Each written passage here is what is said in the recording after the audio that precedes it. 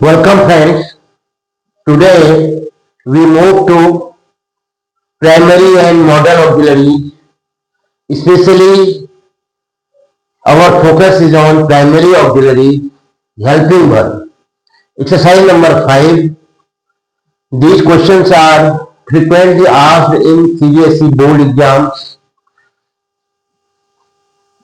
Fill in the blanks with appropriate auxiliary verbs in brackets.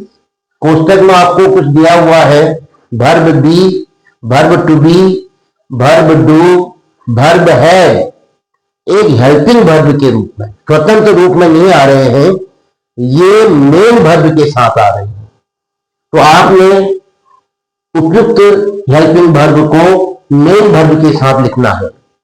Number 1, she not writing a letter, is आएगा, does आएगा या have आएगा। आपके पास कुछ clues हैं। नंबर 1 नॉट आया हुआ है और दूसरा राइटिंग आईएनजी वाली क्रिया है और डूअर जो है वो सब्जेक्ट के रूप में है। तो ऐसी स्थिति में एक्टिव वॉइस का सेंटेंस है, तो ये आईएनजी वाली वर्ब जो है कॉन्टिन्यूअस हो सकती है, प्रेजेंट कॉन्टिन्यूअस या पास्ट कॉन्टिन्यूअस।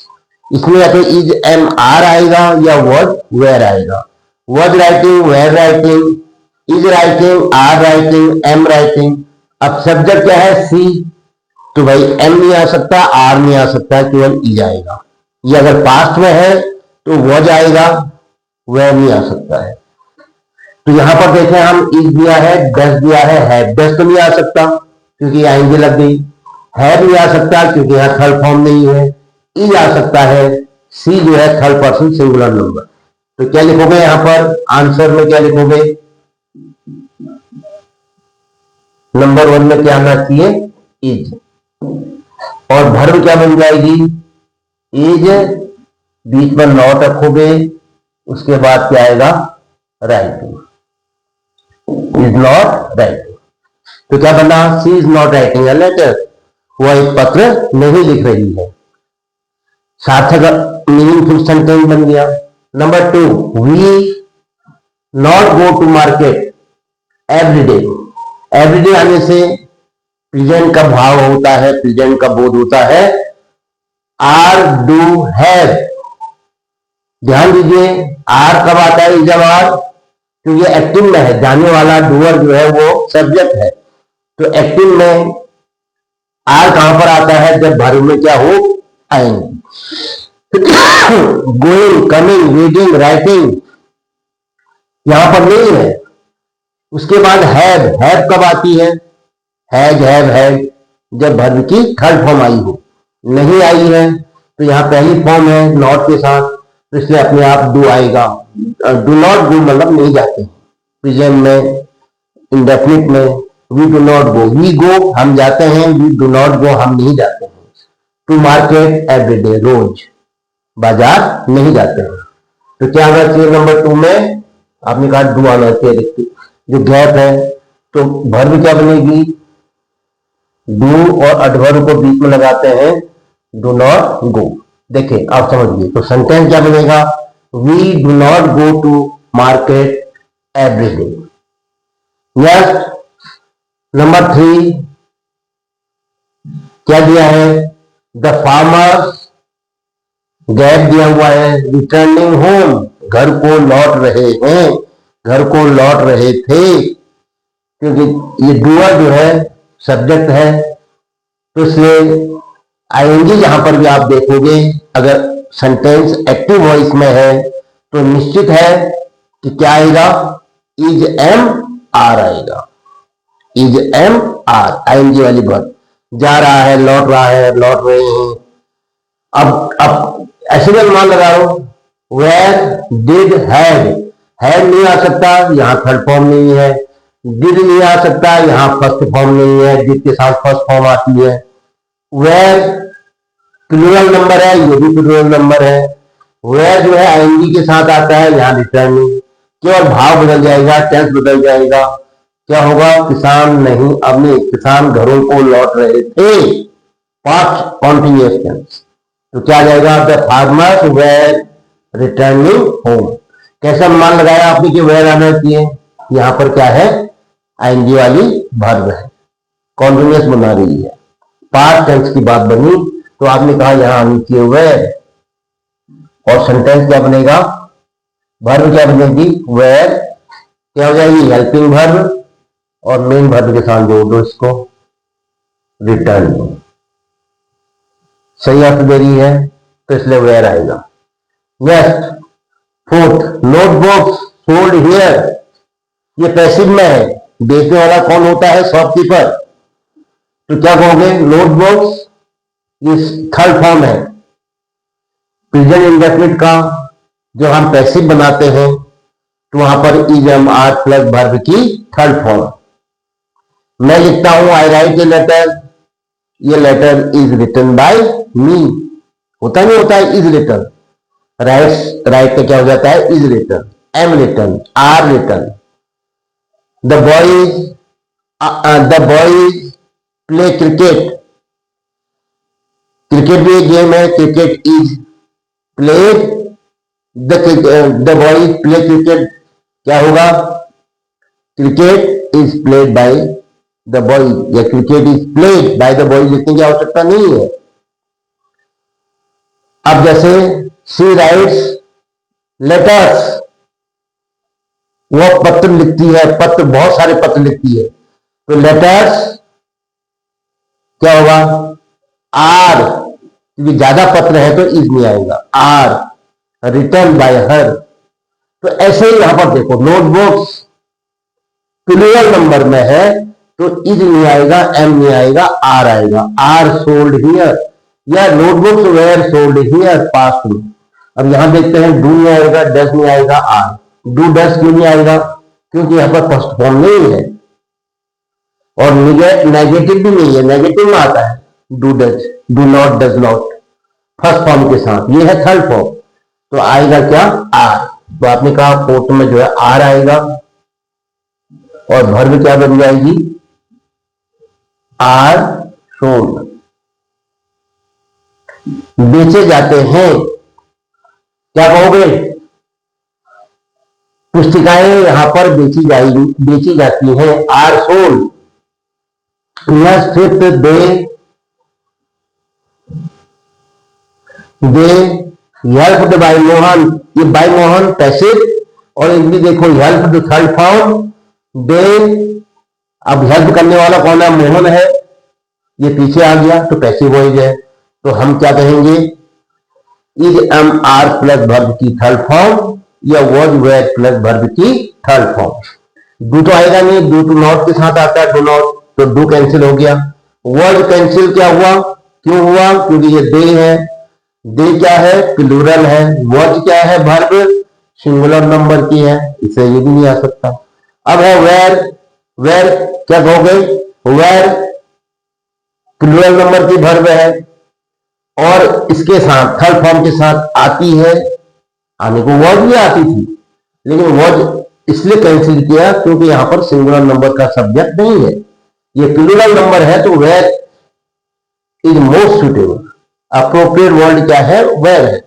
तो दे वेयर हेल्प, क्या कहोगे, उनकी मदद की जाती थी, बाय मोहन, मोहन के द्वारा उनकी मदद की जाती थी, तो इसलिए क्या करोगे, क्या आना चाहिए यहां पर, बताइए, वेयर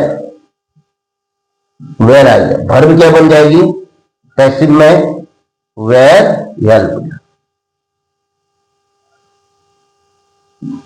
बाय मोहन, ध्यान दीजिएगा, उनकी मोहन के द्वारा मदद की जाती थी, पैसिव वॉइस का सेंटेंस है।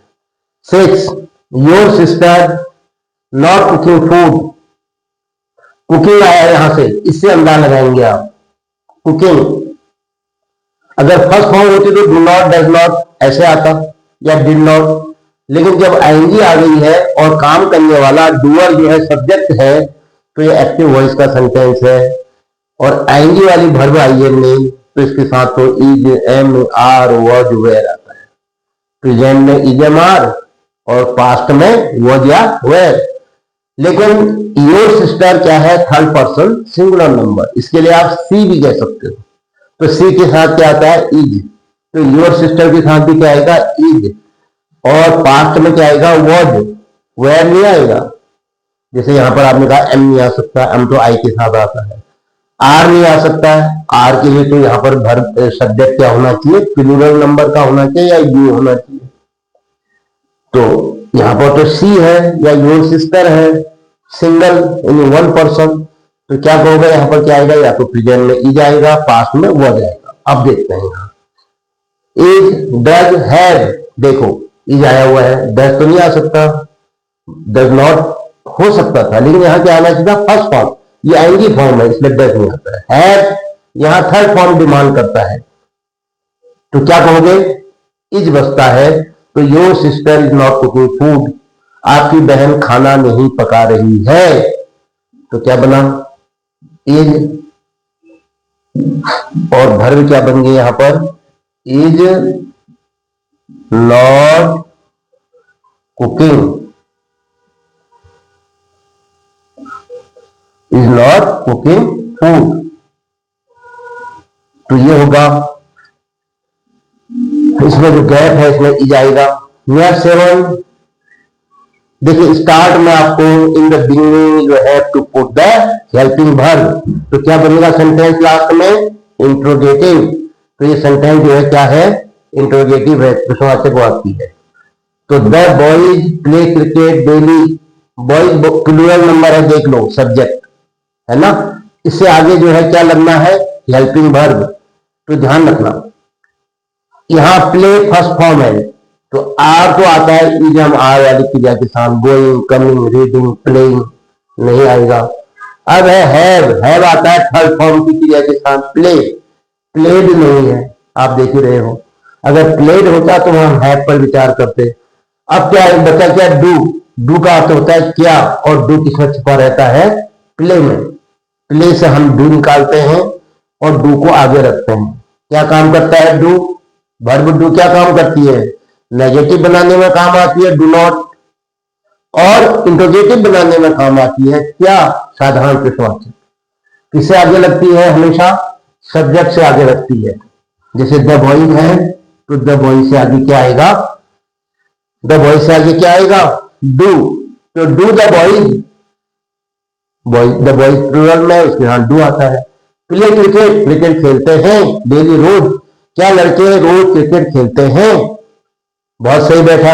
तो इसलिए यहां पर आप कहोगे क्या आएगा, डू, डू आएगा, और क्या बन जाएगा, पहले डू आया, फिर सब्जेक्ट आया, सब्जेक्ट के बाद फिर क्या है, वर्ब क्या है, प्ले। और क्वेश्चन इंट्रोगेटिव में है, फिर उसके बाद क्या आएगा, क्रिकेट, फिर डेली, और फिर interrogative sentence. Do the boys play cricket daily, क्या लड़के रोज क्रिकेट खेलते हैं, तो डू आ गया, हमने डू लिखा। नेक्स्ट 8 केमिस्ट्री, एक सब्जेक्ट है, टॉट इन माई स्कूल। देखो पढ़ाने वाला कौन है, टीचर, पढ़ाने वाला कौन है, आप, मैं। तो इसलिए क्या कहोगे, ये पैसिव वॉइस का सेंटेंस है। बाय द टीचर नहीं लिखा, न जरूरत है लिखने की, अंडरस्टूड है, कोई ना कोई पढ़ाएगा। तो ऐसी स्थिति में ये पैसिव वॉइस अगर है और ये थर्ड फॉर्म है, देखिए, और पैसिव वॉइस में तो थर्ड फॉर्म ही आती है। अब है इसके लिए हेल्पिंग वर्ब क्या आएगी, डू से तो बनता नहीं है, पैसिव वॉइस कहीं पर भी नहीं आता है, बचा इज और आर, दो शब्द हैं, दोनों अप्रोप्रिएट है। केमिस्ट्री क्या है, एक सब्जेक्ट है, केमिस्ट्री क्या है, एक सब्जेक्ट है, तो वन सब्जेक्ट है, तो यहां पर सिंगुलर नंबर है, सिंगुलर नंबर है, तो यहां भी सिंगुलर नंबर की वर्ब ढूंढो। इज सिंगुलर नंबर की वर्ब है, आर प्लूरल नंबर की वर्ब है। अगर विषय ज्यादा होते, subjects, many subjects, 5 subjects, 2 subjects, तब तो आर आता, यहां पे केवल केमिस्ट्री एक सब्जेक्ट है, तो इज आएगा। Chemistry is taught in my school, मेरे विद्यालय में केमिस्ट्री पढ़ाई जाती है, तो क्या कहोगे, क्या आएगा, इज आएगा, आपने कहा। और वर्ब क्या बनेगी, इज टॉट, पढ़ाई जाती है,